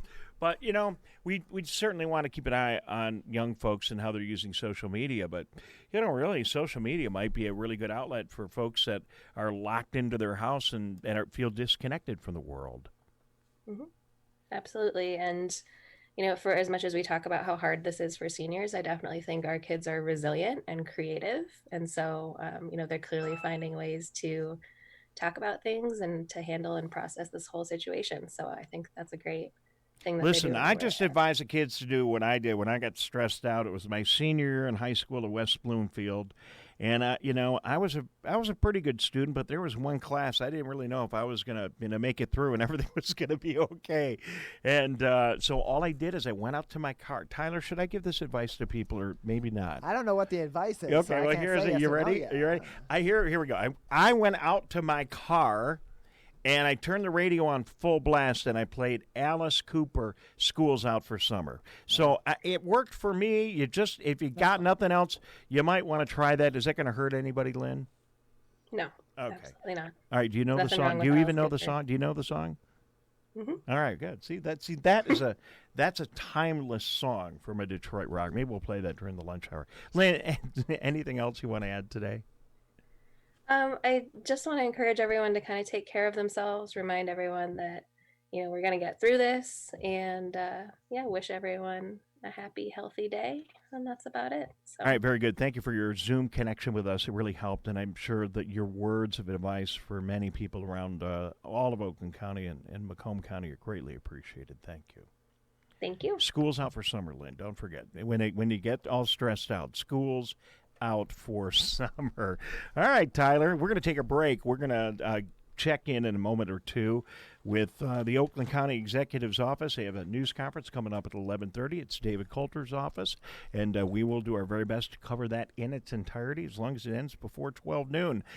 We will be back in a moment. This is the Megacast on 89.3 Lakes FM, 88.1 WBFH, the BIF, WAHS, 89.5 Avondale Community Radio. We are on the Oakland University Facebook page. Huge thanks there. Civic Center TV, Birmingham Area Municipal TV, and CivicCenterTV.com. You can watch us there. We're going to take a break. We'll be right back.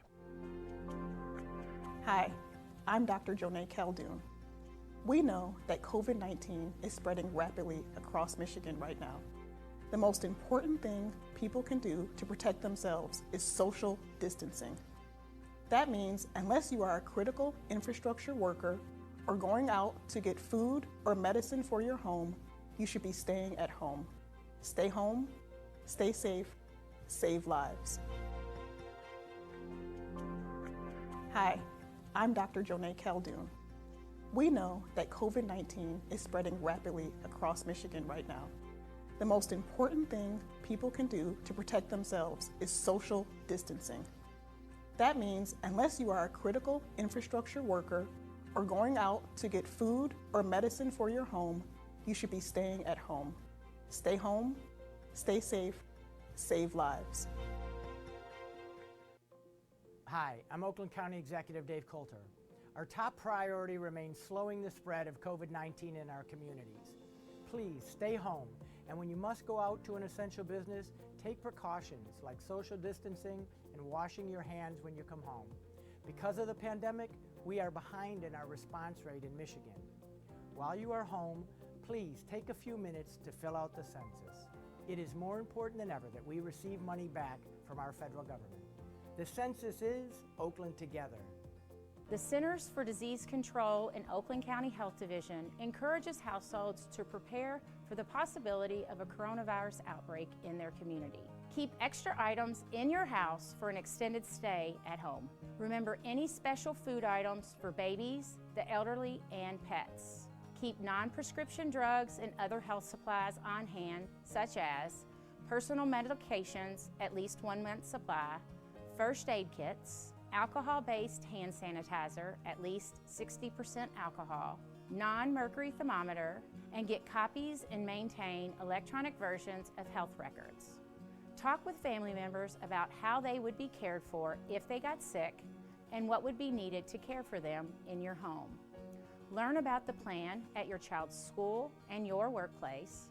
Discuss sick leave policies and/or telework options for workers who become ill. For more information, go to oakgov.com/health or call our Nurse on Call hotline at 1-800-848-5533. And welcome back. It is the Megacast. Dave Scott, Tyler Keefe. You can see right here, in the interest of full broadcasting transparency, that we are in the Oakland County Facebook page.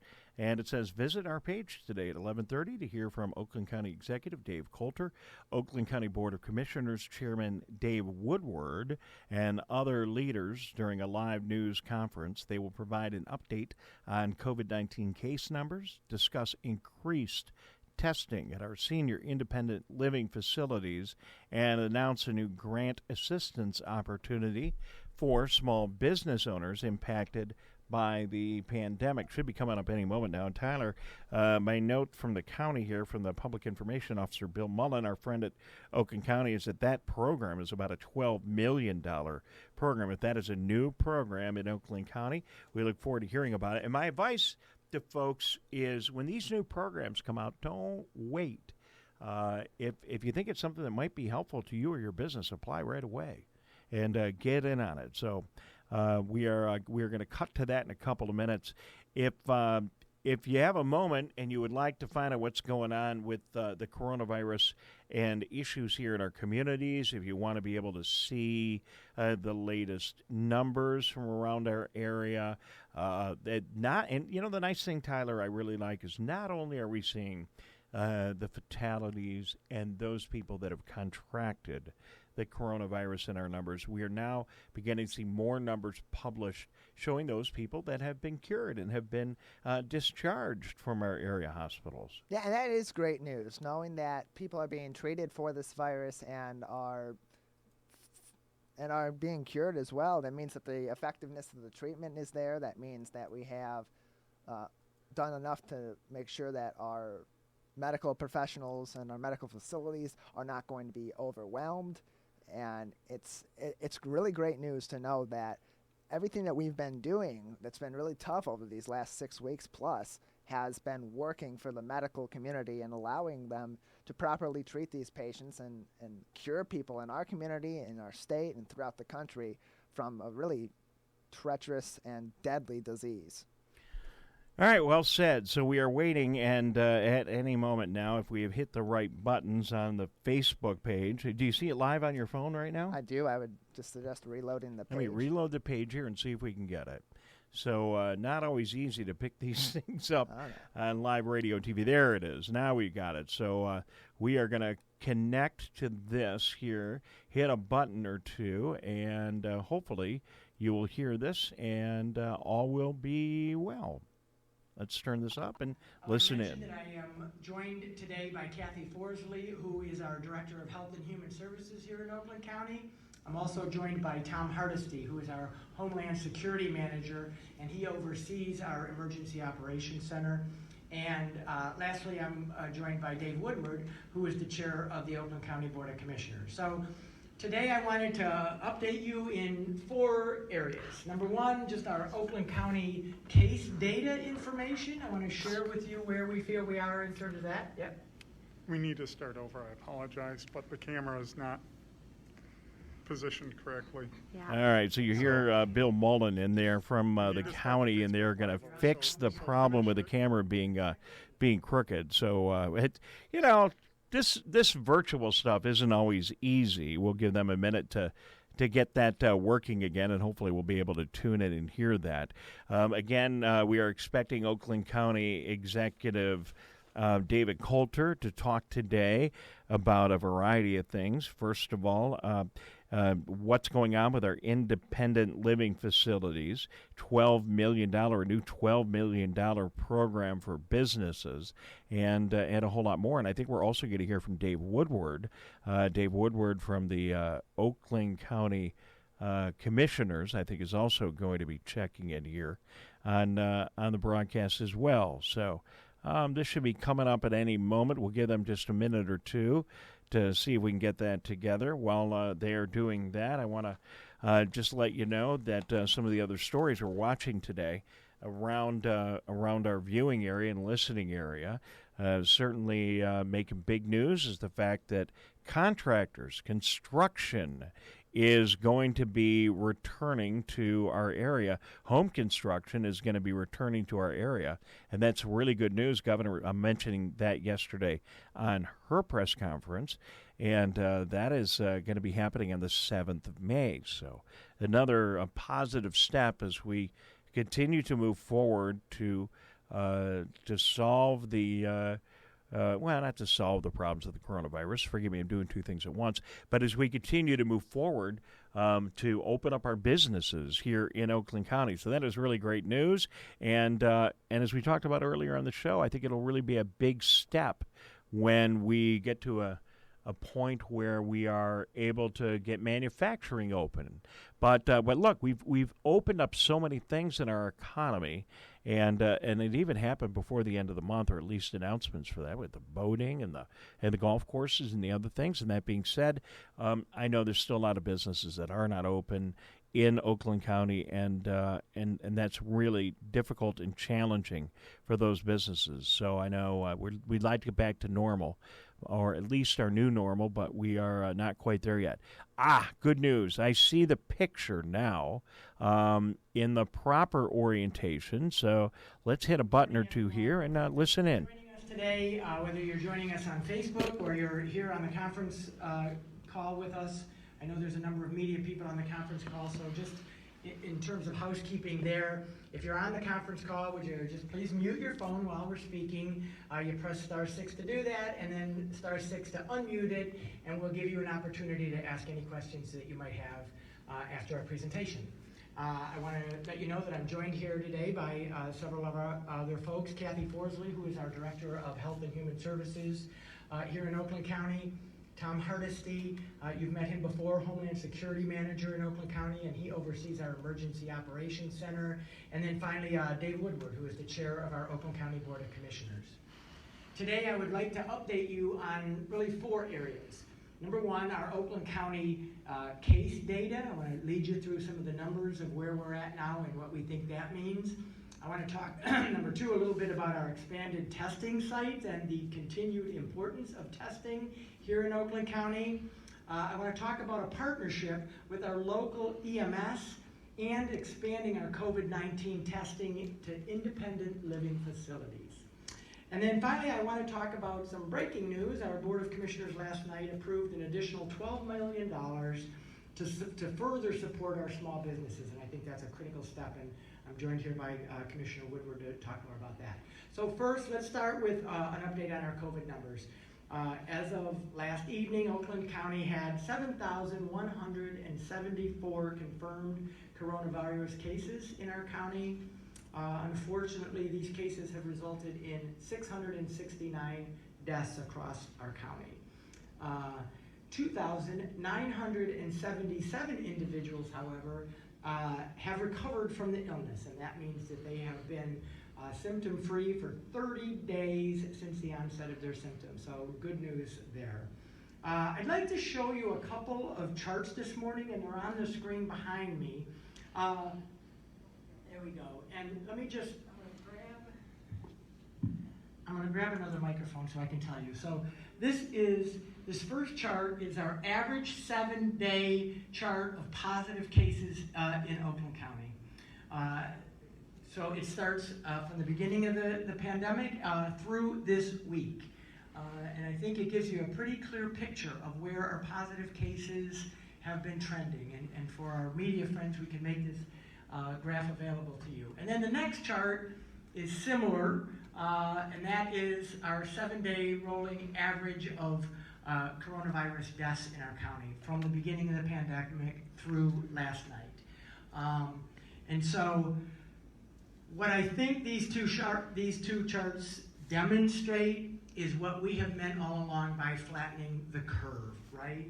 You can see by this data that we do appear to be now on the other end of the peak, which seems to have happened somewhere around the middle of April, and we've been in a positive direction since then.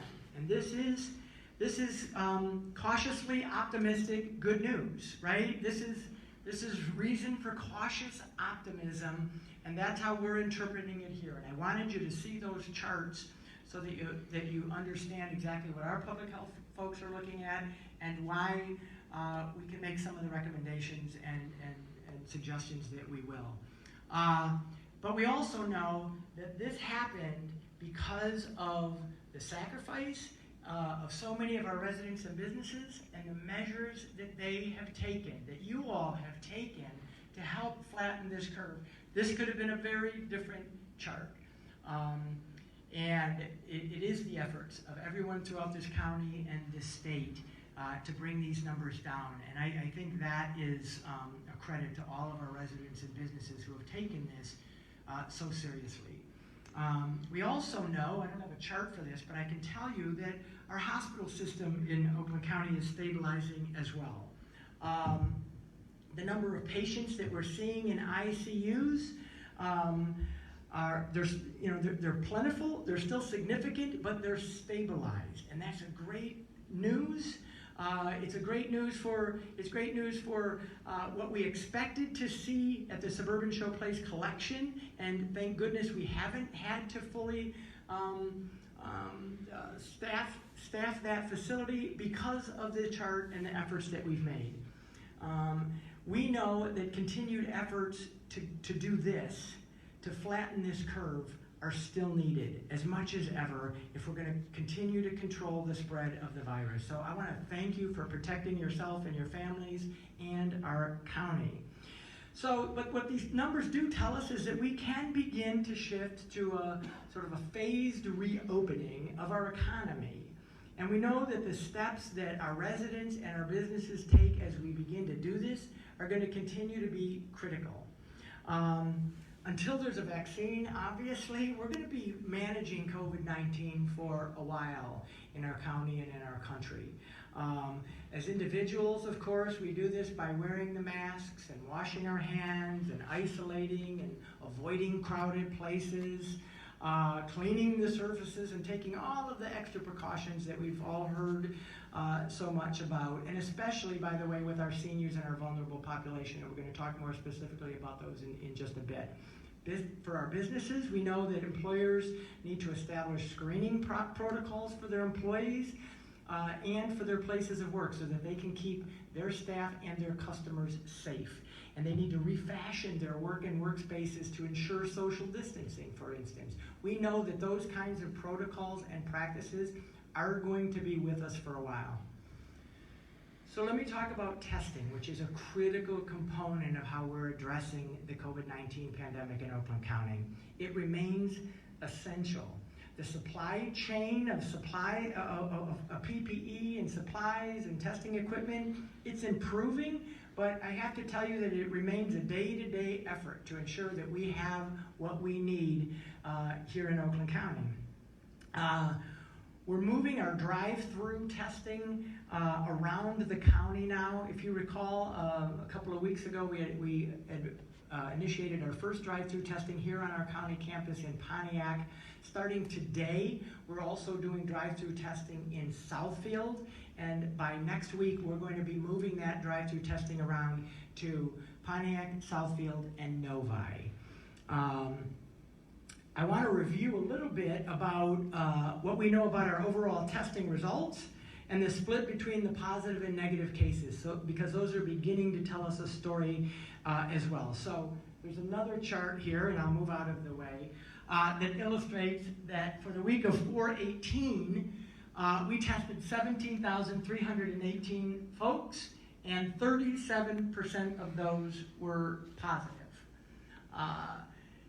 Now, if you look ahead to this week, the week of 4/27, already, because of the additional testing and capacity that we have in the county, we've tested almost 23,500 people, and we've begun to see the percentage of that total go down. We now know that it's at about 32%.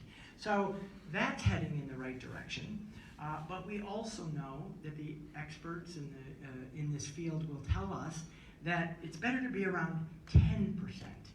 Which would mean that you're really testing the number of people that you need to so that you know exactly where the spread is and how to begin to help further isolate it. So we're trending in the right direction in terms of testing, but we want that number 32 to be more closer to 10. And our focus is going to be increasingly on doing that. So in order to do that, of course, we need to expand our testing. So I want to take this opportunity, as I often do, to encourage our residents to get tested at one of our drive-through facilities or whatever else is available to them. There's other locations on the State of Michigan website, so check those out as well. But if you want to get tested through Oakland County, it's very simple to do. You just make a reservation by calling our Nurse On Call program at 800-848-5533. I'm going to repeat that, 800-848-5533. And they can schedule you an appointment at any of those 3 locations. And if you are an essential worker, by the way, you can make those reservations even if you're asymptomatic, and we encourage you to do so. So testing is also really critical in our senior living facilities. We know that this is the most vulnerable. Of all the vulnerable populations, this is certainly one of the most vulnerable, and it has been a top priority of ours from the beginning of this pandemic. And Kathy is here because she's going to talk a little bit more about what we're doing in senior living facilities and how we're addressing our approach to the different needs in the different kinds of facilities. But I want to highlight today a partnership that we have formed with our local EMS workers to test every resident and staff member in our priority facilities. This is critically important, and these folks are already trained medical professionals, and so this partnership, I think, is going to go a long way to help us address our testing needs in these senior living facilities. So we'll talk about that. Today, for instance, this partnership is already happening today in West Bloomfield. They're going to be in Southfield later today, and tomorrow we'll be in Birmingham. And we're going to do this throughout the county. We've already begun doing this, but now in partnership with our local EMS partners. And this effort is going to continue next week and in the weeks ahead. So let me explain just a little bit about what I mean by senior living facilities, because there's certain categories within that. So we consider that to mean independent living facilities. It could be a skilled care or nursing home. It could be a rehabilitation center. It could be an assisted living center, or it could be a memory care facility. And so those are broadly how we categorize these facilities, and we're addressing the needs differently based on the needs of those facilities. Our health division has already been meeting regularly with these facilities throughout this pandemic. And by the way, I would be negligent to not mention that Tom Hardesty from our EOC has been supplying them with PPE.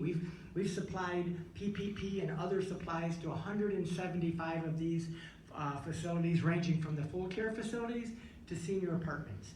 This has been a focus and will continue to be an increasing focus of ours. We've also organized calls on a regular basis with all of the senior living facilities in Oakland County. We did that in March. We did it again in early April. And beginning this week, we're doing it weekly with them to make sure they understand the protocols and the resources available to them to help keep their residents safe. So at this point, I would like to call up Kathy Forsley, again, our Director of Health and Human Services, to talk just a little bit more in detail about our strategy around senior living facilities. Kathy. Good morning. I would also like to tell you that the Health Division has a staff task force that contacts each facility twice a week to gather information, resource requests, and reinforce healthcare messaging. As of yesterday, we know that we have 137 senior living facilities that have been impacted by COVID-19. And across these facilities, there's been 1,377 reported cases among those residents. 373 additional cases among staff members, and unfortunately 346 have resulted in a fatality. These are indeed sobering numbers.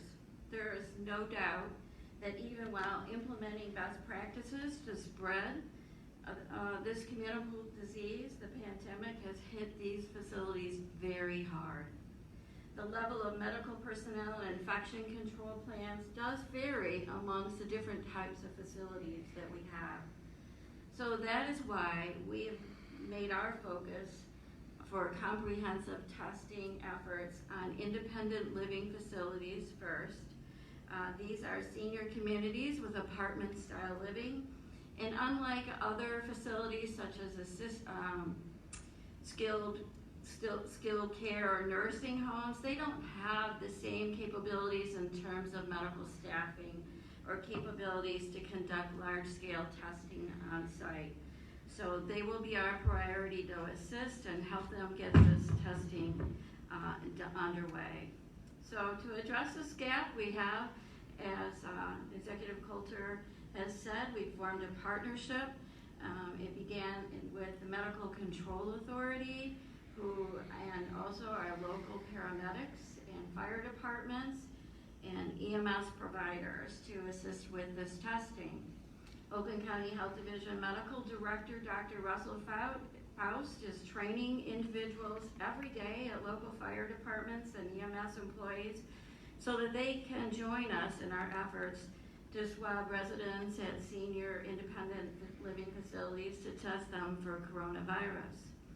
Residents who test positive will be isolated and receive medical care, and the Health Division will conduct contact tracing on anyone who tests positive for COVID-19 to determine their close contacts. The close contacts will then be instructed to self-isolate and monitor symptoms for 14 days. We are scheduling more senior independent facilities next week and the week after, so into the foreseeable future, we will be testing every week in the communities. It should be noted that in some cases, a facility may be able to connect directly with a lab that is billing and for the Centers of Medicaid and Medicare Services and conduct their own testing on site. And this would apply most definitely to skilled care and nursing facilities, rehab facilities, and perhaps others. The state is also in touch with these facilities, and we are facilitating that option as well. So the bottom line for this testing is so important for our senior care and living facilities. It's very essential to identify the presence of asymptomatic residents and staff that may be unknowingly driving a risk of exposure within their facilities. So we're very hopeful that this testing will be hugely impactful to those facilities. And now I'd like to turn it back over to Executive Coulter.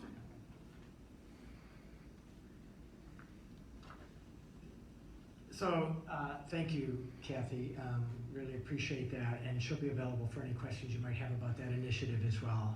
And as we move forward with testing, each day we're going to continue to look for practices that may require broader actions. We're having conversations with the facilities every day, and some of the questions we're asking are the facilities communicating well enough with their residents and the resident advocates or family members? That's a critical component of what needs to happen. Are they testing all staff and requiring third-party vendors to provide notification about positive tests? And our health officer is going to continue to monitor these efforts, and where additional health orders may be required, we're prepared to do that. But we have a great partnership with these facilities, and we believe that that collaboration has proved very beneficial so far, and we expect that cooperation and collaboration to continue. We're going to continue to aggressively reach out to our senior population because we know how vulnerable they are. And we're going to make sure that they have the resources that they need and the testing that they need to make sure that we can contain this virus in that population as well. So now let me shift to the final point that I wanted to talk about today, which is our efforts to help our small businesses. You know, just as our health has been affected, so has our economy. And they are both critically important, and we have to get them both right. Neither one or the other can take precedent over the other.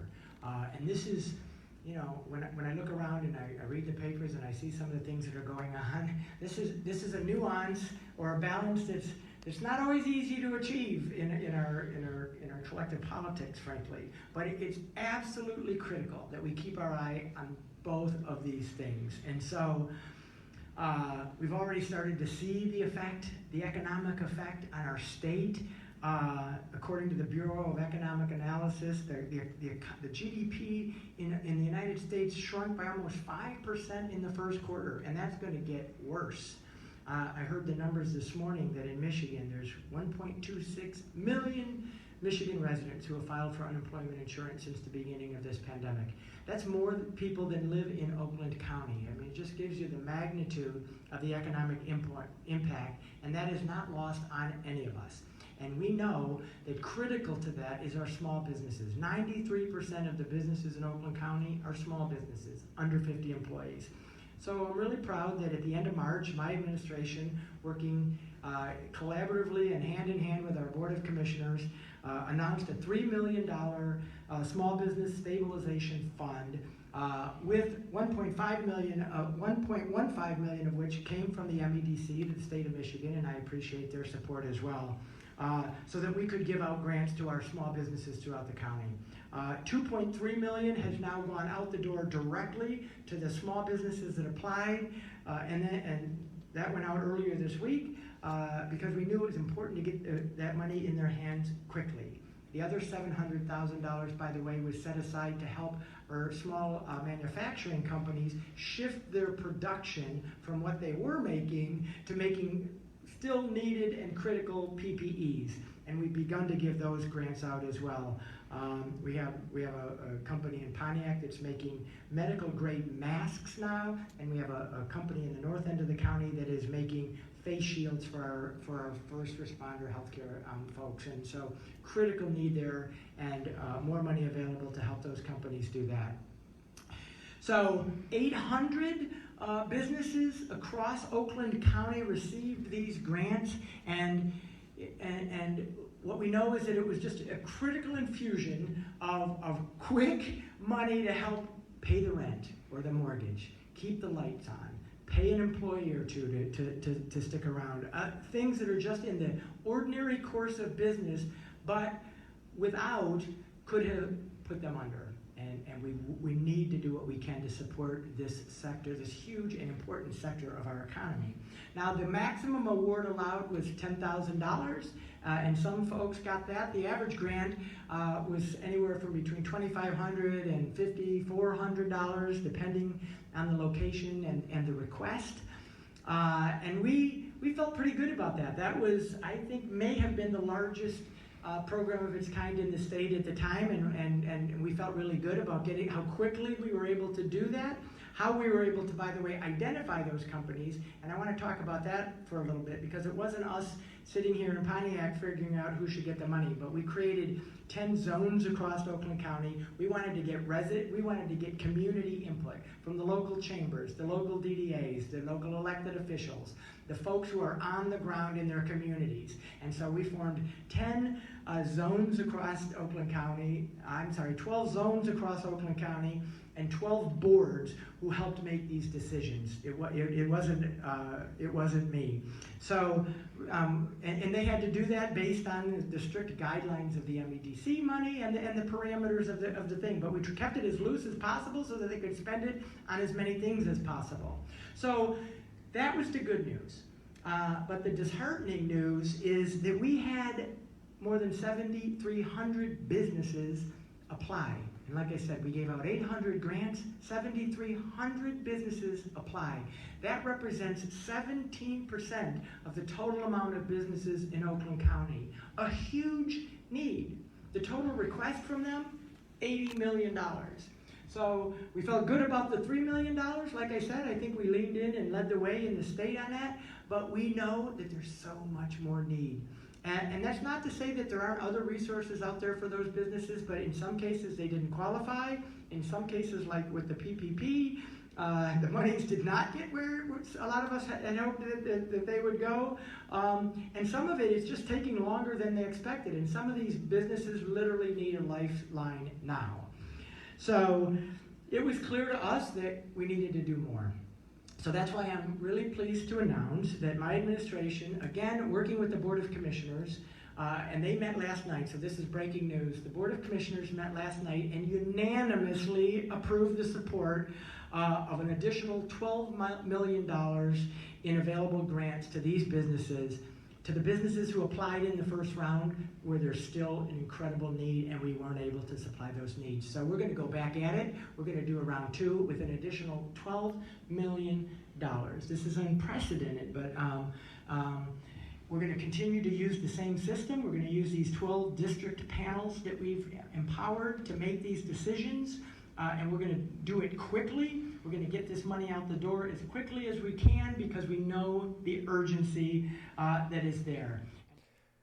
County Executive David Coulter, you are listening to the Megacast, 89.3 Lakes FM, 88.1 WBFH, The Biff, WAHS, 89.5 Avondale Community Radio, and watching us on both Civic Center TV and Birmingham Area Municipal Cable Access. That is in Birmingham, Bingham Farms, Beverly Hills, and Franklin. We are now cutting out of the County Executive's press conference today regarding the COVID-19 update and some business aid that's being provided by the county. You can continue to watch that if you would like on the Oakland County Executives page, and we will work to have that on civiccentertv.com later on in the day.